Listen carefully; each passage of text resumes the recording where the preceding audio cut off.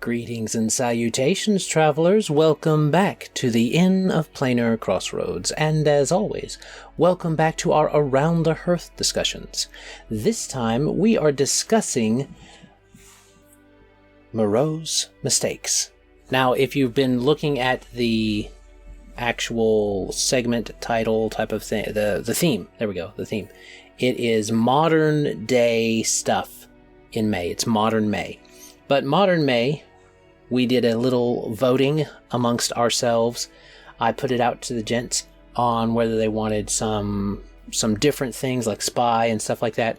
So in the runnings were spy, I believe, and then let me see, spy, oh yes, globetrotting spies, a detective investigation, and then gene research gone astray. And gene research gone astray won out, with detective and investigation being a supplementary, very close second vote. So kind of can incorporate that if we want to. But that doesn't actually get us into the chat this time, or tell us who's here today. So there may be some new viewers out there. So I will introduce myself, and then we will have, it's Scrat. But we'll have Scrat introduce himself. I am Adam L. Spain with the Inn of Planar Crossroads. You can check us out at several different places. I suggest you kind of check out our webpage, which you're seeing on the screen right now. It has a static version of our background that we use for Around the Hearth, and hopefully I'll be able to liven this up with some different color or pictures or something a little later on. Right now, it's just got our links to different places you can support us, and we hope you do. So that's what we have there on how to get a hold of us. As far as our actual discussions, or things we have going on, I should say, that is not as crazy. The main thing I'm going to try and update this year in the next few months is this webpage. Other than that, we're going to kind of go steady with what we've been going on.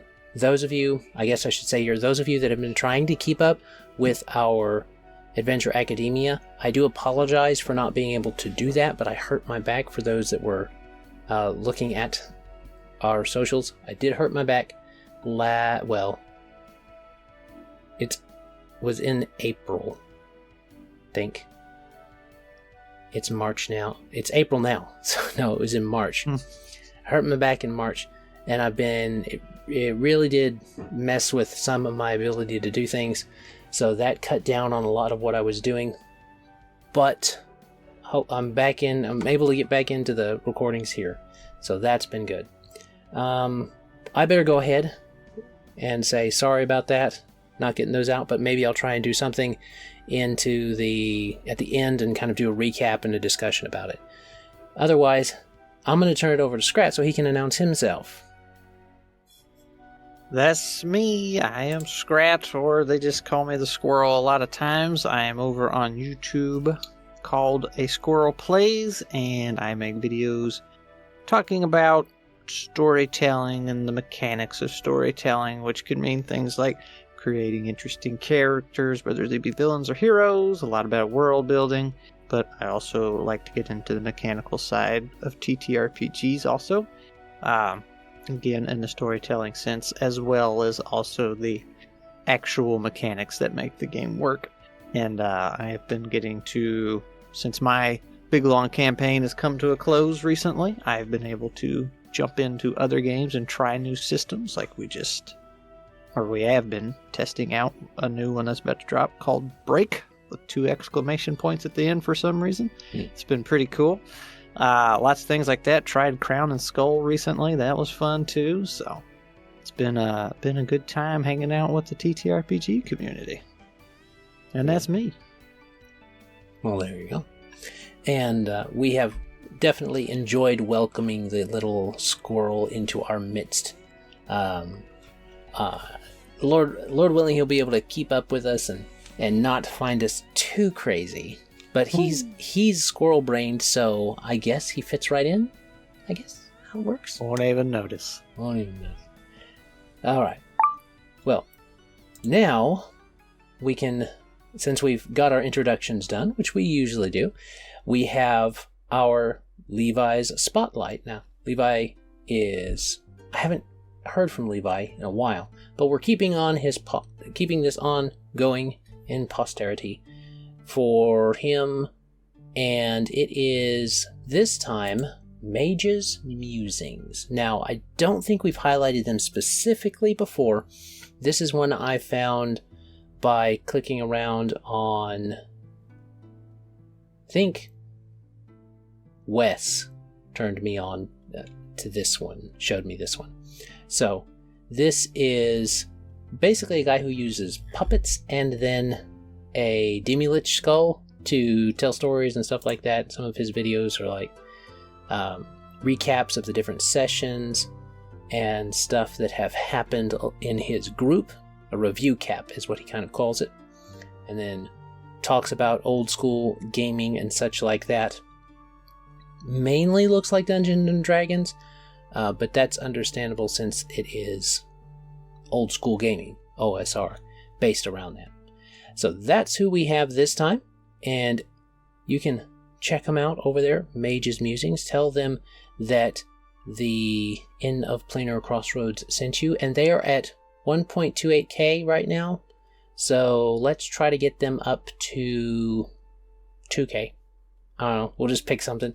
We always just throw a number out there, so we'll do 2k, see if they get there. That would get them bigger than both me and Squirrel, so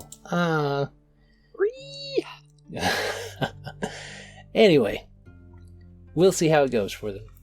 But Mage's Musings, check them out, should be fun. I don't have anything else before we go into chat. How about you, Squirrel? I think I can just poke at the people that voted on the topics, and then it's just me and you here. I could, but I won't. I won't point them out. Fair enough. But they're busy while we're recording at the moment. So busy at Ecclesiacon. But, yeah. Since they're not here, let's go ahead and do our thing then. We are going to pull up our metaphorical chairs by the fire and enjoy ourselves by the hearth while grabbing preferred beverages to discuss Moreau's mistakes. Skål.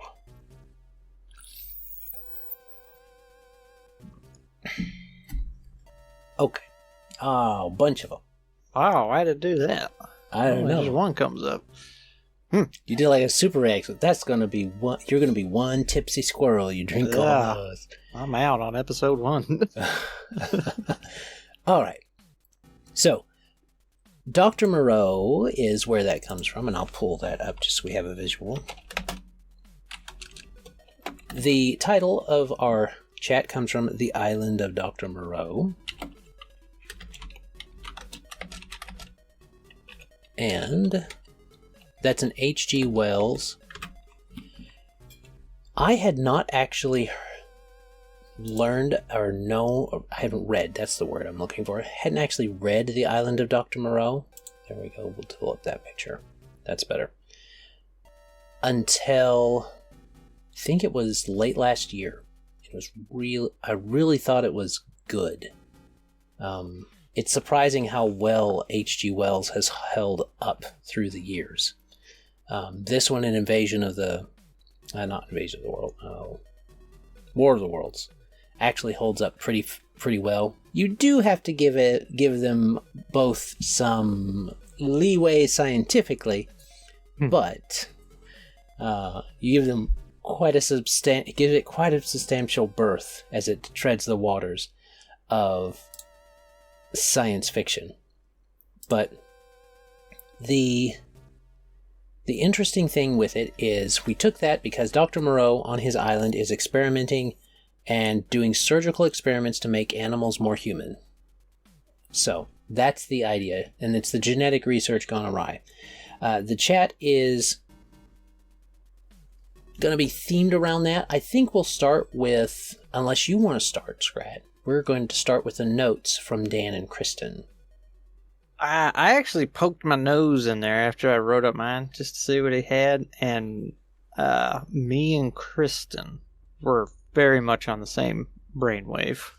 Oh. So you could actually start with his whole document there if you want to, and then I'll bounce off of it since there was some crossover. Okie dokie. So, modern day mutations. Now, they've got stuff for chat 1 and 2.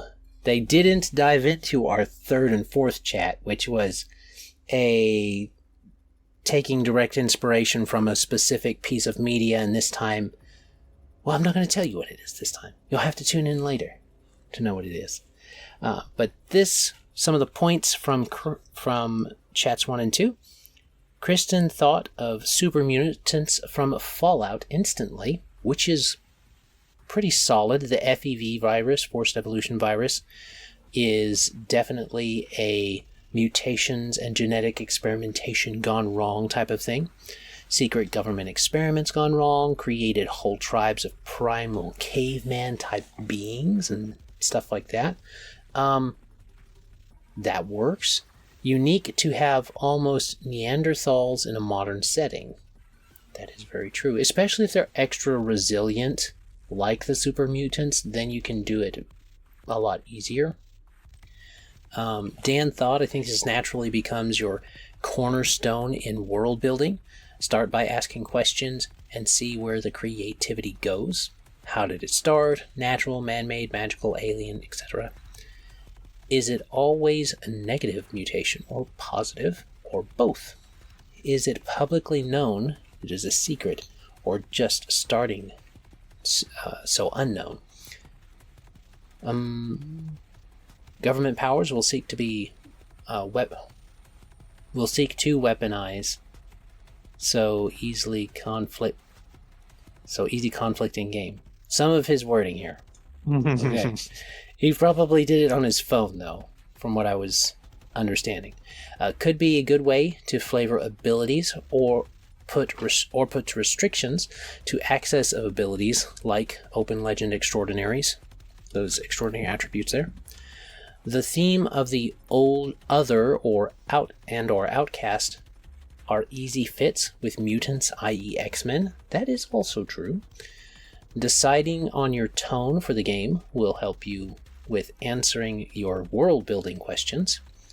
And he's got 2 different world-building things set there. There's the Grimdark, which is serious. It takes itself seriously. That doesn't necessarily mean you always do, but most of the time you do.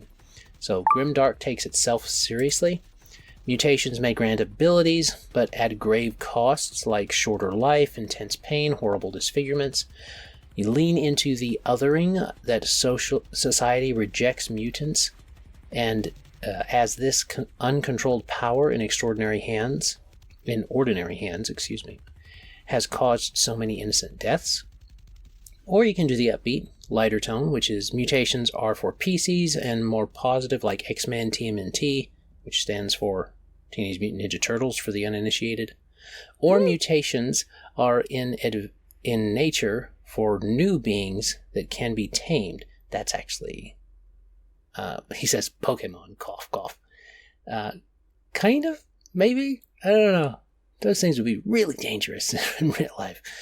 Mutations are just plain evil things that must be destroyed and freeze you up to make all kinds of hilarious monsters to fight. That is also true. So we'll reiterate these in the next one, but these are mainly their modern mutations ideas. Also, I forgot to start our time. So I'm starting our time. Okay, so what did you want to bounce off of that first? Well, I immediately went to Fallout as well. That was my first go-to. But y'all know I love the Fallout world. But I kind of started with the magical radiation angle there that does things that make no sense. You do that, and I was thinking, okay, you can have this kind of like the super mutants. You're trying to make this super soldier, but maybe not something quite so grotesque or dumbed down. But that somewhere during this process, that mutation kind of leaks out It could have been contagious and they didn't realize it. You know, you could have had a super soldier walking around in the world and nobody knew it and accidentally passed it to somebody and it spread, which gave birth to all the mutants. And then you start getting into X-Men territory. Like, these people start waking up with new abilities and whatnot. So he had also had some notes in there about the X-Men kind of logic. And then the X-Men concept itself, I feel like, brings up some just really easy but also good,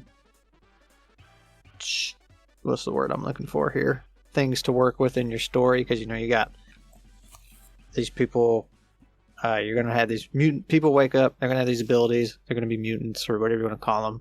Some people are going to be afraid of them. The government might want to capture them, control them. Some of them are going to become zealots and say, oh no, we're the next step in evolution. We're better than just regular people. You know, you got these factions that start forming in different beliefs, and I really like that. But then I'd also thought about,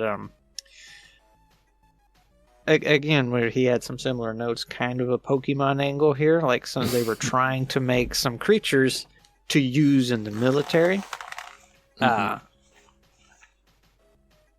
But let's see, how did I have this? It was, they were going to start off trying to make military ones, but they presented it to the world as though they were trying to make something more akin to Pokemon, you know, like entertainment, basically. Doesn't have to be fighting each other, but you have these creatures that we're just coming up and we're going to use them in the world to help us. Oh, it's going to be so nice and neat. And then behind the scenes, they're making military versions of those. So more like Blastoise with the guns coming out of his turtle shell. Right. Those would be the military ones. And then the ones the world gets to see on the outside would be more natural. So now you have two classes of your mutant Pokemon things here. Those were my thoughts on what you could do with the genetic experimentation gone wrong here. Yeah. I mean, I do like it, as long as you keep everything kind of not serious, you can do the Pokemon thing. Because... yeah, it would be, you would have to look at that with a very accepting lens, I guess is what you could call it. Because, you know, in the Pokemon world, like, if you stop and think about it, you're like, okay, this is actually horrendous.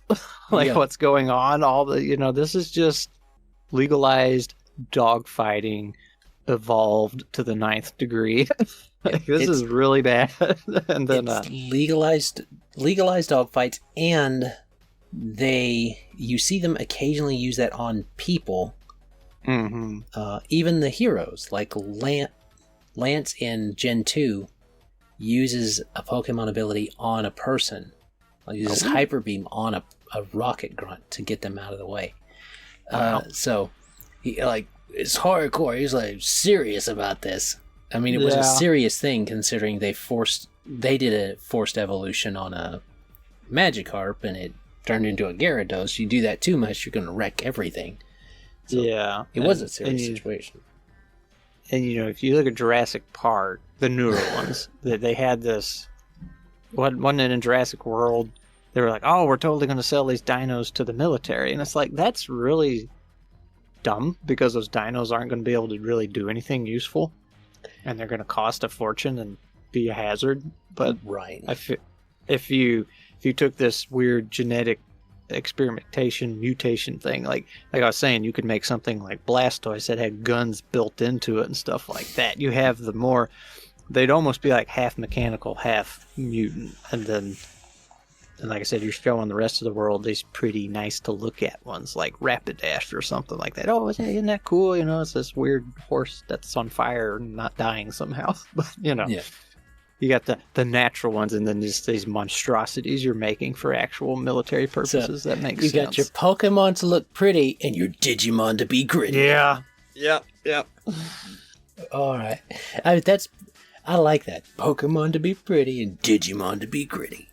Oh, but okay. I think that we could probably do something along that lines in our games.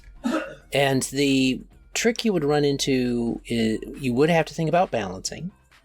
And with the world building, I do like the possibility of it. It does go into the Moreau idea too. In the story with Moreau, it's more of a surgical thing. Jurassic Park is a genetic thing. Now, you already have to have a whole bunch of buy-in to make Jurassic Park work in the first place, especially the new ones, turning it into a theme park. I mean, I get the idea on a basic level of turning it into a zoo, but nature doesn't just stay put.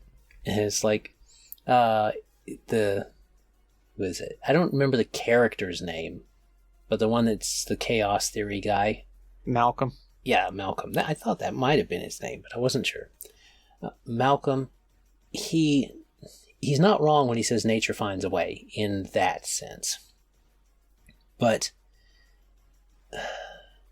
it would be really tough to rein that in. Now, with genetic engineering, you could use monsters if you wanted to be a bit more grim about it and start to make it have a bit more sense in it. You can say that the natural lifespan is degraded and that they're sterile after the mutations, which that actually is something that plays into the plot of the first Fallout, is that the master was going to make all spoilers for first Fallout, like it was, okay, but we all know that whoever is interested in the lore of the first Fallout has already watched the Storyteller series or whatever that was from Shoddycast, I think it was, or something. We've all watched that. Don't lie to yourself. The master had the idea of FEVing everybody, and then everybody would be a super mutant and advanced and super smart and super strong and all of that. But the mutants weren't telling him that they were sterile and that a lot of them were just dumb. There were some successful ones that were smart, but most of them were just dumb. Dumb and sterile, which means they couldn't breed, which means you wouldn't get more super mutants naturally. You had to be made a super mutant. You were effectively immortal, physically, but you were also dumb and unable to have any progeny. This solves some problems. If you're going to do like a military type of thing, having the decreased lifespan, I've seen that done in other media too, where they make the person, like one of the characters is a mutant, and they make them into something that is more powerful and all of that, but they end up having a shorter lifespan. I forget which one that was. My brain's pulling up some image, but it's not coming to my mind at the moment. But those type of limitations do feed into the story part of it, which is what we're kind of focusing on in this first one, is the storytelling, the world building of it. And we'll talk about more individual PC type of things as we go into the next chat. But this works pretty well. I do kind of think that, in my opinion, the X-Men actually belong under the more serious heading than the lighter one. Yes. Because they deal with things like racism, and they deal with things like, what was it? The social tension of having two really distinct species of humans. That is what that would be like. And the first X-Men movie actually does a really good job.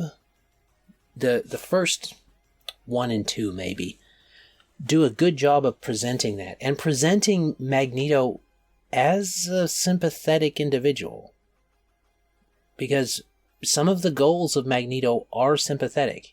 He's not out here to just murderize all humans. He thinks in the movie, he thinks humans are the past and mutants are the future. And the mutants are going to be here. They are going to exist. And he wants them to be left... At first, he just wants them left alone. But then it get kind of out of hand. So...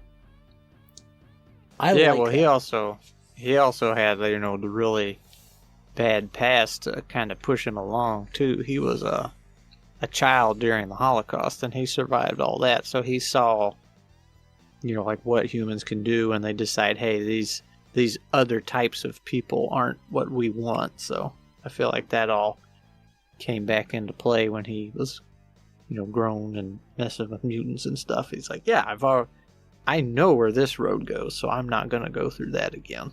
Right. So, yeah, I really like the X-Men story and what all that brings. And, they had some of the two best actors in the world to play the good guy and the villain in that movie. So, like, it could have been a lot more, but it was still pretty good. Yeah, it was pretty good for what it was. Mm-hmm. I mean, you can go back and watch the first X-Men movie today and feel satisfied. Yeah. Because the stories, even how they were using Rogue to kind of bolster the ability to do the broadcast and make everybody a mutant. See, people when they're looking at it, they'll miss the idea and they'll just think Magneto bad, him and then they take him and stuff like that. Mm-hmm. He wasn't trying to kill everybody. He didn't know it was going to kill everybody if they did that. He expected everyone to become a mutant, and if everyone was a mutant, you could then no longer discriminate against mutants. That was the idea. Yep. It wouldn't have worked. He didn't know that, but there is that thing there. It kept him sympathetic. So I do like that. I think if you want sympathetic villains, playing up that othering and the social rejects and stuff is cool. Mm-hmm.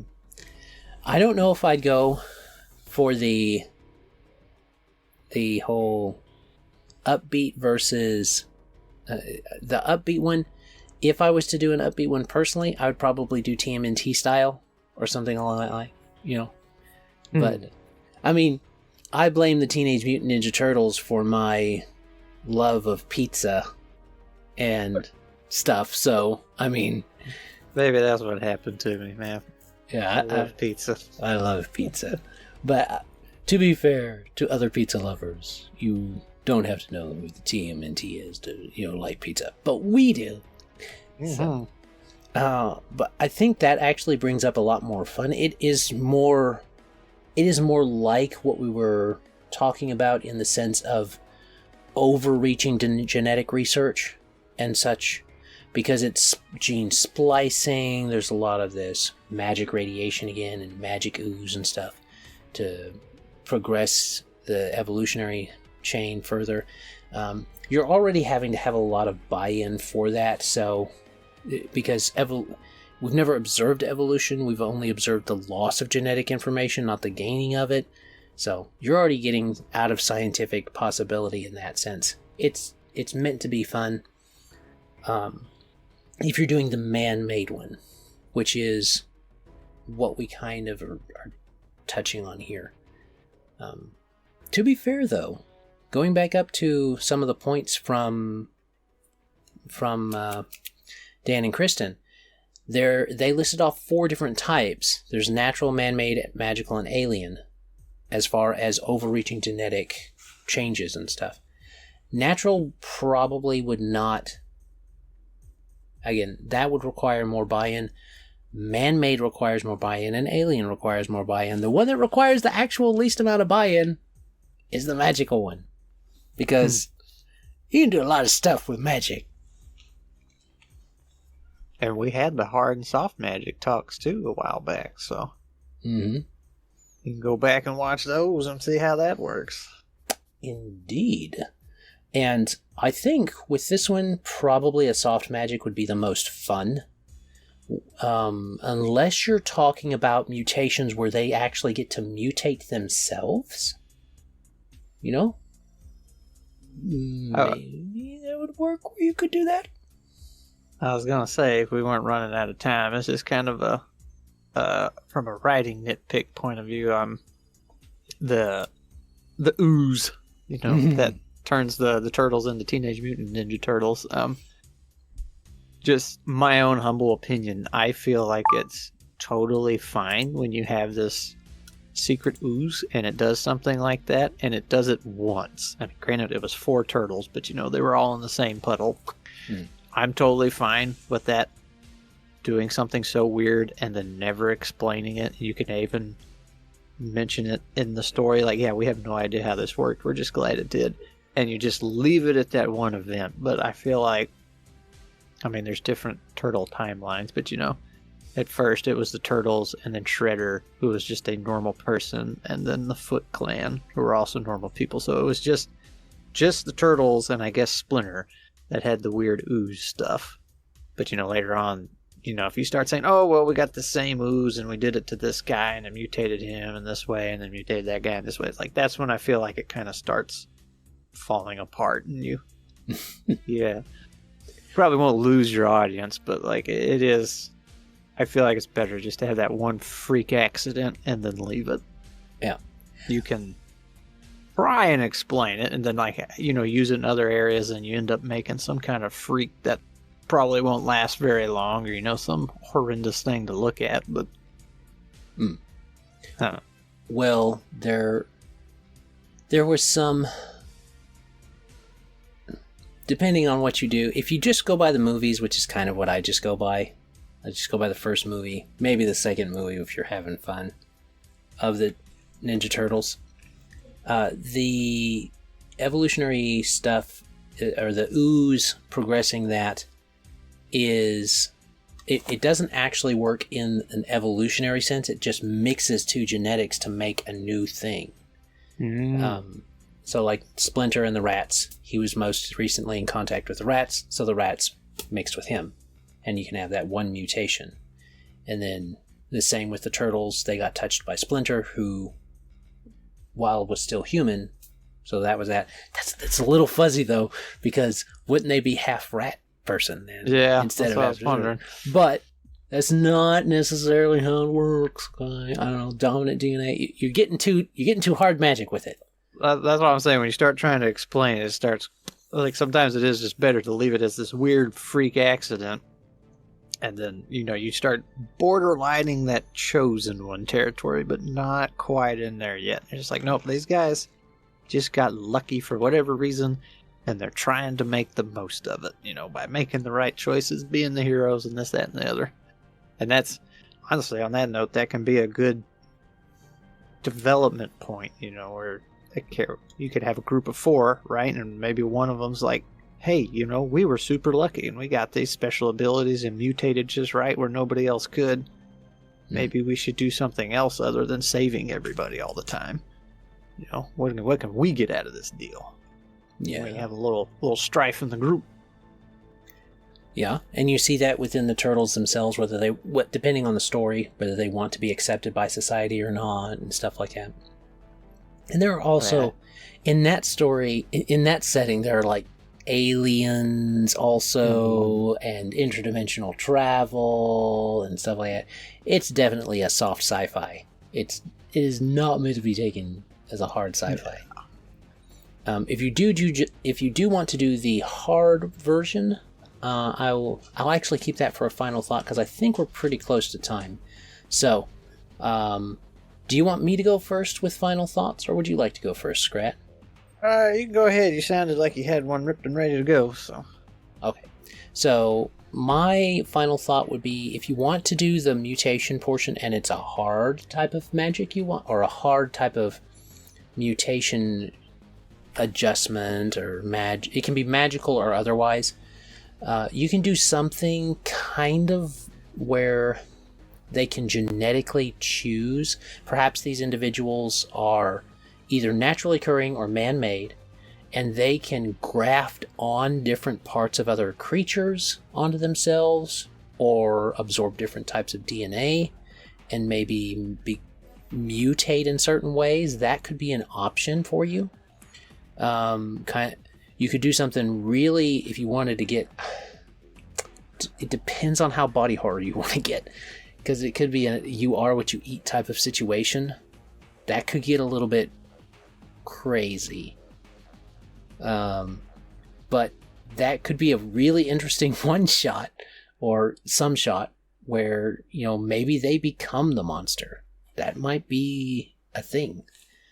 Especially, you could play a game like that where that hard type of magic portion of it is perhaps they play either the alien that is the actually doing the genetic engineering, or they play the mutant, and you're ending up doing some world building for your world while maybe somebody's missing or somebody's not making the session or stuff like that.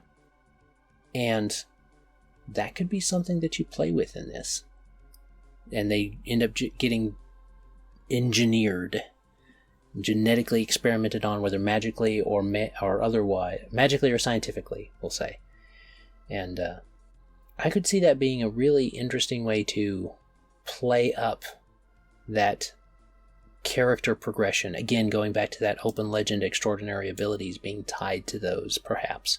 Especially if you're playing a modern game, it would allow them to have extraordinary abilities. Oh, replicants. They had the limited lifespan. Replicants from Replicants from Blade Runner have the limited lifespan. They just... I never watched that movie. Yeah. Well, you haven't watched the first Blade Runner? No. What?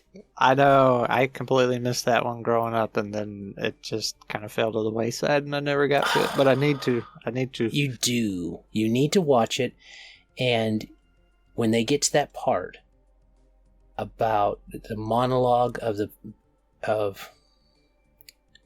the final guy, the final replicant to die. Yep, that's some good cinema right there. Mhm. All right, that's my final thought. What you got, Scrat? I got a couple because I just realized I skipped a note here. So what I accidentally skipped was the Stalker video games. Are you familiar with those at all? I've heard about them, I think. Dang it. I was hoping you'd be more familiar. So they came out when I was, I think, pre-high school. And I remember being super interested and wanted to play them, but there's no way my computer at that time would handle it. So just missed it completely. And if I'm not mistaken, it's modern time. It was 20 years ago at this point, I guess. But, it was modern then. But it's in Chernobyl.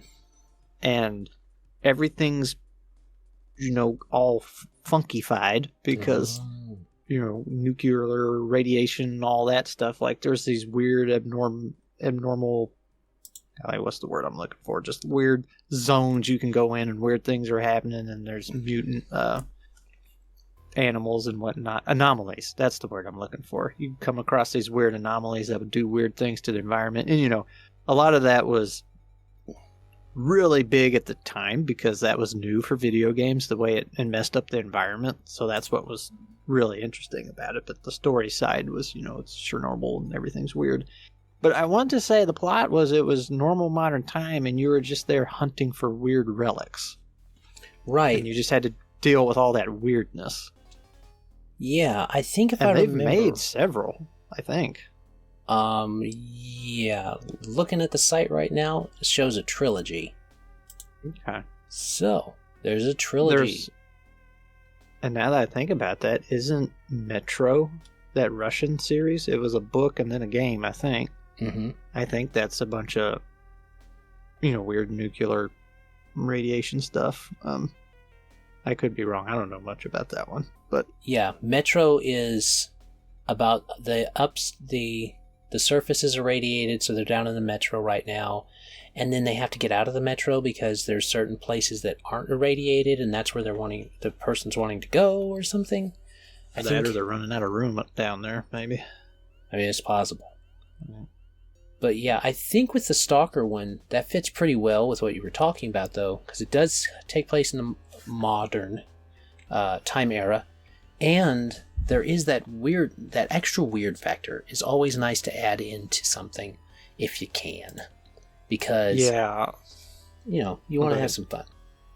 Yeah, I was gonna say the big, and then, again, this was like showing the technical stuff they were coming up with, because it was new things for video games at the time. But like you would just have a bag of bolts and you take one and throw one into the weird anomaly you saw to see what would happen, and like sometimes it would just crush the bolt immediately, or something would explode, or it'd throw it 100 miles somewhere else, Just weird things happening. But my actual final thought was, I was just going to say, from a writing standpoint, I actually struggle storytelling in the, air quotes here, real world, because I feel like you have to be more familiar to a degree, because your audience is obviously more familiar with the real world because they're living in it. So they'll be like, well, wait a minute, what about this? You didn't consider this, you didn't consider that. Whereas if you're Fallout and you're technically in the real world, but you're in the real world that you made up, so you can change things as you need. Okay, that's an oxymoron. The real world you made up. I know. But it's heavily inspired by the real world, right? But they made it their own. So, when people start saying, well, what about this or what about that? You'd be like, well, that doesn't exist in this world, or this is different in this world. Whereas the real one, I don't know. You can get, I feel like you can get some thorns in your side there. I know I struggle writing in the real world, so I don't. Well, one of the things that I like to do, since we're talking just briefly about the weird, when doing something in the current era type of setting, is I like to do weird stuff in this type of setting, because if you did it normally, quote quote, then you wouldn't be having any fun anyway. You'd just be playing out the life of somebody. There's obviously something different. And so I try to take, I guess, kind of a Lynchian idea of it. There's this almost Twin Peaksy sometimes. Things are just slightly off for people. So when someone brings up something, and you can use it to your advantage after you start to establish that there is this idea of this slight offness to the world. It doesn't have to be really off, just slightly off. It makes everything feel just the right amount of unfamiliar to get people, either, depending on how you make it off, either get them to have a bit more fun or get them to feel a bit more uneasy, depending on how you do it. So, And me being colloquially called Mr. Lovecraft, you can tell which one I prefer. But, no, Mr. Cthulhu, that's or something like that. I don't know what Dan called me. Anyway, that's, I think, a good place for us to stop. We may be slightly over time. We better get this under control next chat, Scrack, because then Dan will be like, hey, it's all y'all's fault that we go long. Yeah. All right. But that's what we've got this time for Moreau's Mistakes. Talking about genetic engineering, whether natural or otherwise, and it gone wrong. So, you can check that out. You can check out the Inn of Planar Crossroads.com. It's innofplanarcrossroads.com or theiopc.com. Either one works. Takes you to our page, gets you to our links to our different support options. And also, check out A Squirrel Plays on YouTube, because he's pretty cool. Pretty cool. I like to think so. And then remember that our shout out was to Mage's Musings. You can check them out too over on YouTube. I think that's everything. So, as always, have a great day. God bless and enjoy. Bye. Bye.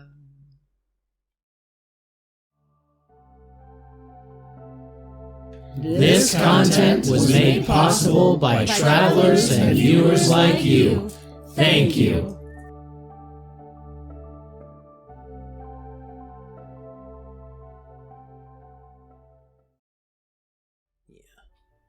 Yeah, we probably went a little long on that one. You can blame it on Dan's notes. That's what held us up. That's what's held us up. Yeah, it was Dan's notes, not our meandering thoughts. It was Dan's notes. Alright. I'm going to check this recording.